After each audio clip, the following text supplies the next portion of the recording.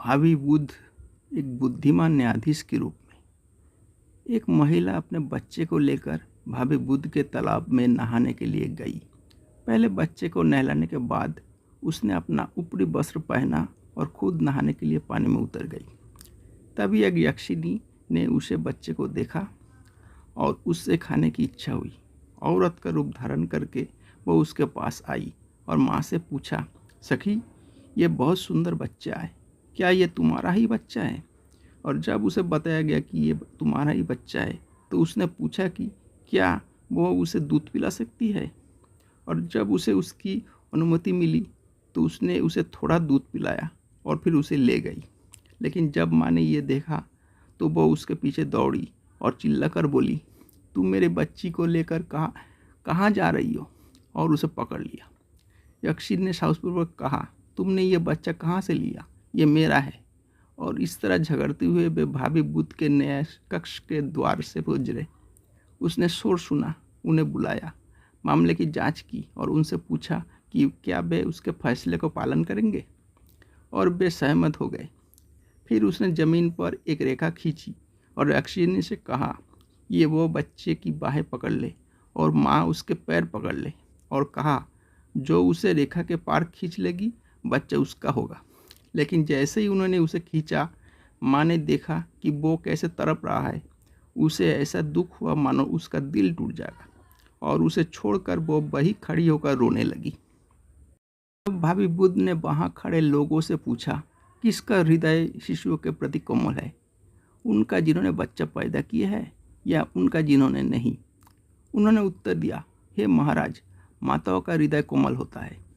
फिर उसने पूछा, तुम्हारा क्या विचार है? माँ कौन है, वो जिसकी गोद में बच्चा है या वो जिसने बच्चे को छोड़ दिया है? उन्होंने उत्तर दिया, जिसने जाना दिया है वो माँ है। फिर उसने कहा, तो फिर क्या तुम सब लोग सोचते हो कि दूसरा व्यक्ति चोर था? उन्होंने उत्तर दिया, महाराज, हम नहीं बता सकते। उसने कहा, निश्चय ही ये एक यक्षिनी है जो बच्चे को खाने के लिए ले गई। उसने उत्तर दिया, क्योंकि उसकी आंखें नहीं झपकती थी और लाल थी, और उसे कोई डर नहीं था और उसे कोई दया नहीं थी, इसलिए मैं ये जानता था। ये कहकर उसने चोर से पूछा, तुम कौन हो? और वो बोली, प्रभु, मैं एक यक्षिनी हूँ। और उसे पूछा, तुमने इस बच्चे को क्यों छीन लिया? और उसने कहा, मैंने सोचा कि उसे खा जाऊँ, हे मेरे प्रभु। और उसने उसे डांटते हुए कहा, अरे मूर्ख स्त्री, अपने पिछले पापों के कारण तू यक्षिनी के रूप में जन्मी है और अब भी पाप कर रही है। और उसने उसे 5 आज्ञाएं पालन की शपथ दिलाई और उसे जाने दिया। लेकिन बच्चे की माँ ने भावी बुद्ध की प्रशंसा करते हुए कहा, हे मेरे प्रभु, हे महान चिकित्सक, आपकी आयु लंबी हो। और वो अपने बच्चे को अपनी छाती से लगाए हुए चली गई। मच्छर और बड़ोई। एक समय की बात है जब ब्रह्मदत्त बनारस में राज कर रहे थे। बोधिसत्व ने एक व्यापारी के रूप में अपनी आजीविका अर्जित की।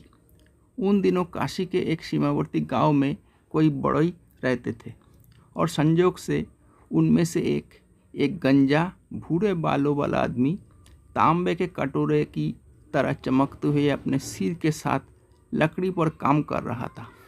जब एक मच्छर उसके सिर पर बैठ गया और उसे अपने तीर जैसे डंक से काट लिया। बड़ोई ने अपने बेटे से, जो पास ही बैठा था, कहा, बेटा, मेरे सिर पर एक मच्छर डंक मार रहा है, उसे भगाओ। तो शांत रहो पिताजी, बेटे ने कहा, एक ही घूसा मार देंगे तो मामला शांत हो जाएगा। उसी समय बोधिसत्व व्यापार के रास्ते उस गांव में पहुंचे और बड़ोई की दुकान पर बैठे थे। मुझे इससे छुटकारा दिलाओ, पिता चिल्लाया। ठीक है पिताजी, बेटे ने उत्तर दिया, जो बूढ़े व्यक्ति की पीठ के पीछे था, और उसने केवल मच्छर को मारने के इरादे से एक तेज कुल्हाड़ी को ऊपर उठाया और अपने पिता के सिर को 2 टुकड़ों में काट दिया, जिससे बूढ़ा व्यक्ति मौके पर ही मर गया। बोधिसत्व ने, जो उस दृश्य को प्रत्यक्षदर्शी थे, सोचा, ऐसे मित्रों से बेहतर तो विवेकशील शत्रु है, जो मनुष्यों को प्रतिशोध के भय से किसी की हत्या करने से डरता है। और उन्होंने ये पंक्तियाँ पढ़ी, विवेकहीन मित्र विवेकवान शत्रुओं से भी अधिक बुरे होते हैं। तुम सब देखो, पुत्र ने मच्छर मारने के अलावा पिता का ही सर अलग कर दिया। सुनहरे हंस की कहानी। एक बार की बात है, जब ब्रह्मदत्त बनारस में राज कर रहे थे। बोधिसत्व एक ब्राह्मण के रूप में पैदा हुए और बड़े होने पर उनकी शादी उनके ही वर्ग की एक दुल्हन से हुई, जिससे उन्हें नंदा, नंदावती और सुंदरी नंदा नाम की 3 बेटियां हुई। बोधिसत्व के मृत्यु के बाद उन्हें पड़ोसियों और दोस्तों ने अपने साथ ले लिया, जबकि उनका जन्म एक सुनहरे हंस के रूप में हुआ, जिससे अपने पिछले अस्तित्व को चेतना प्राप्त थी। बड़े होने पर पक्षी ने अपने शानदार आकार और सुनहरे पंखों को देखा और उसे याद आया कि पहले वो एक इंसान था। ये पता चलने पर कि उसकी पत्नी और बेटियां दूसरे की दान पर जी रही है, बत्तख को अपने पंख सोने की तरह याद आया और कैसे उन्हें एक बार में एक सुनहरा पंख देकर वो अपनी पत्नी और बेटियों को आराम से रहने में सक्षम बना सकता है। इसीलिए वह उड़कर उनके रहने के स्थान पर चला गया और छत के बीच वाले बीम के ऊपर उतर गया। बोधिसत्व को देखकर पत्नी और लड़कियों ने पूछा कि वो कहाँ से आया, और उसने उन्हें बताया कि वो उनका पिता है जो मर चुका है और एक सुनहरा बत्तख पैदा हुआ है और वो उनसे मिलने आया है। उन्हें मजदूरी पर काम करने की उनकी दयनीय आवश्यकता को समाप्त करने आया है। तुम मेरे पंख ले लोगे, उसने कहा, एक एक करके, और वे इतने दाम में बिकेंगे कि तुम सब आराम से रह सकोगे। ऐसा कहकर उन्होंने उन्हें अपना एक पंख दिया और चला गया, और समय समय पर वह उन्हें दूसरा पंख देने के लिए वापस आता था, और उनकी बिक्री से प्राप्त धन से वह ब्राह्मण महिलाएं समृद्ध और काफ़ी संपन्न हो गई। लेकिन एक दिन माँ ने अपनी बेटियों से कहा, मेरे बच्चों, जानवरों पर भरोसा नहीं किया जा सकता। कौन कह सकता है कि तुम्हारे पिता इन दिनों में से किसी दिन चले आया जाएंगे और कभी वापस नहीं आएंगे।